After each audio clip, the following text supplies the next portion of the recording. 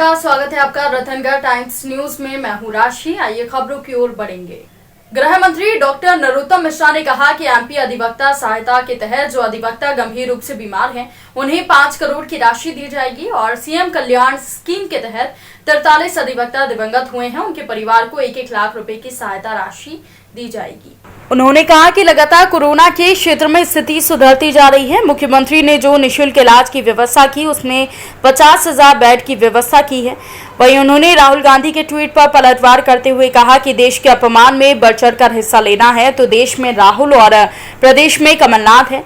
कमलनाथ ने ट्वीट किया कि पन्ना जिले में शव को लेकर परिणाम जानने से पहले जानकारी नहीं दी। एक मृतक 90 साल का था तो दूसरा मृतक 75 साल का था। दोनों को गंभीर बीमारी थी और वहां पर आदिवासी समुदाय बीमारी से मरने पर जलाने के बजाय नदी में शव बहा देते हैं। उन्होंने कहा कि कांग्रेस के नेता नेगेटिविटी फैलाते हैं। उन्होंने कहा कि गलतियां सबसे होती हैं, होगी तो स्वीकार भी करेंगे, लेकिन पूरे देश में नेगेटिविटी कांग्रेस के नेता फैला रहे हैं। पॉजिटिव बात तो कांग्रेस के नेता करते ही नहीं हैं। इसके अलावा उन्होंने कहा कि कोरोना संक्रमण से बेसहारा हुए बच्चों और परिवारों की चिंता शिवराज सरकार करेगी। बेसहारा परिवारों को पेंशन, निःशुल्क राशन, बच्चों को निःशुल्क शिक्षा जैसी सुविधाएं देने वाला पहला राज्य मध्य प्रदेश बन गया है। फिर आपकी हो जाएगी। विधि और विधायी विभाग के अंतर्गत कल हमने अधिवक्ता कल्याण निधि न्यास समिति की बैठक की थी और एक मध्य प्रदेश अधिवक्ता सहायता योजना के तहत हमने तय किया है कि कोरोना से गंभीर रूप से संक्रमित अधिवक्ता जो हैं, हमारे वकील हैं, उन्हें 5 करोड़ रुपए की राशि उपचार के लिए दी जाए।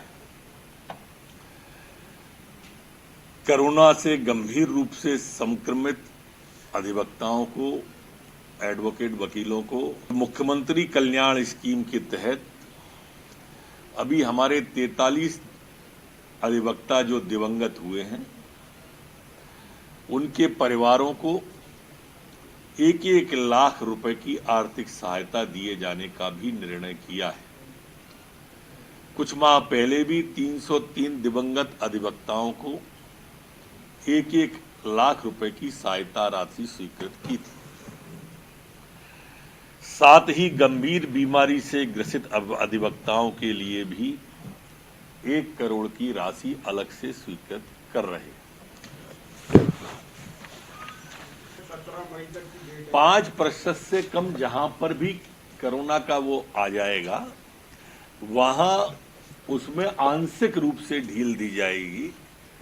प्रारंभिक दौर में परिणाम अच्छे आएंगे तो आगे विचार किया जाएगा। क्राइसिस मैनेजमेंट कमेटी इन चीजों को देखेगी।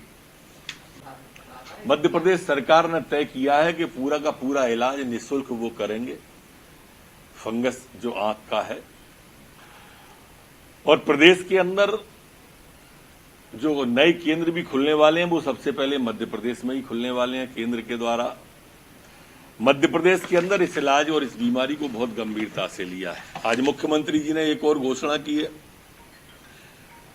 राज्य सरकार ने कोरोना से संक्रमित जो बेसहारा बच्चे हैं, जिससे कोरोना से के संक्रमण जिनके माता पिता चले गए और बेसहारा हो गए, उन पूरे परिवारों की चिंता शिवराज सरकार करेगी। इन बेसहारा परिवारों को पेंशन, निःशुल्क राशन, बच्चों को निःशुल्क शिक्षा जैसी सुविधाएं देने वाला राज्य मध्य प्रदेश हिंदुस्तान का पहला राज्य होगा। और मध्य प्रदेश को बदनाम करने की कोशिश में कमलनाथ जी हैं।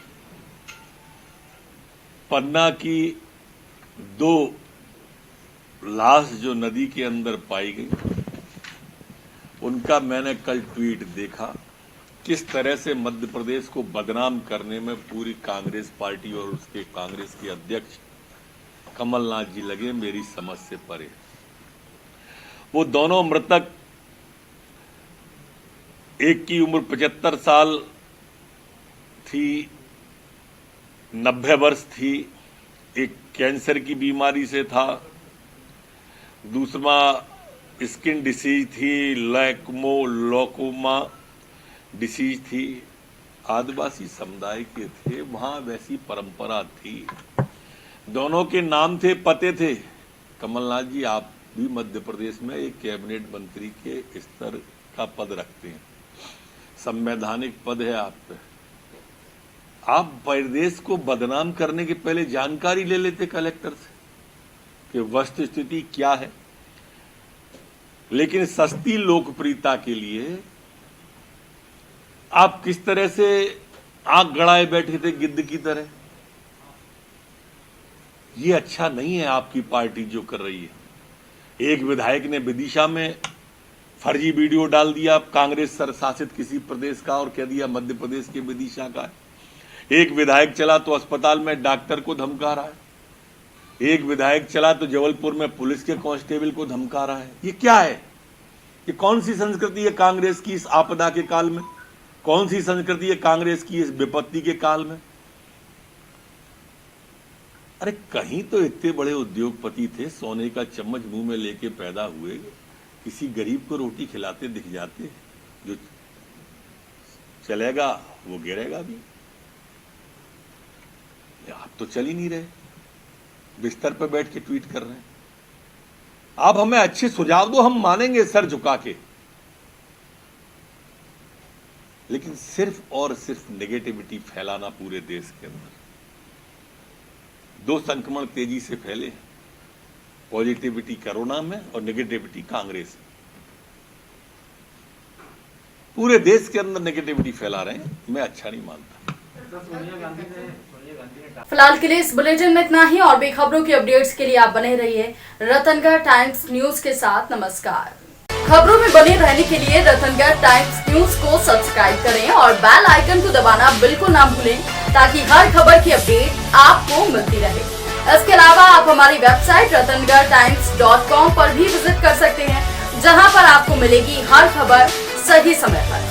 इसके साथ ही आप हमारे ऐप रतनगढ़ टाइम्स को भी डाउनलोड कर सकते हैं। प्ले स्टोर पर ये इजीली अवेलेबल आपको हो जाएगा और इस ऐप को डाउनलोड कर आप सही समय पर अपडेट्स पा सकते हैं।